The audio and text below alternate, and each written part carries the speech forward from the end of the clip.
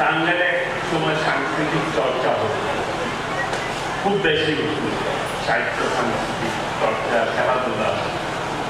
ইদানিং বিগত দিনে সেই চর্চাটি বন্ধ ছিল প্রায়।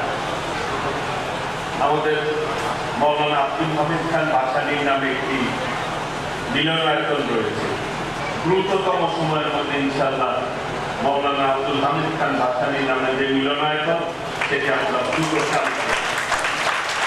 আমাদের সাংস্কৃতিক অঙ্গনের কর্মীরা একটি জায়গায় বসে তাদের কাজ করতে পারে। ইনশাআল্লাহ আমরা সবাই মিলে এই টাঙ্গাইলকে একটি সুন্দর নিরাপদ টাঙ্গাইল গড়ে তুলব ইনশাআল্লাহ। এবং মানুষদের আমরা আগামী প্রজন্মকে এমনভাবে গড়ে তুলতে চাই যে তারা মাদক মুক্ত থাকবে, সন্ত্রাস মুক্ত থাকবে, স্বাধীন চেতা নিয়ে তারা পড়াশোনা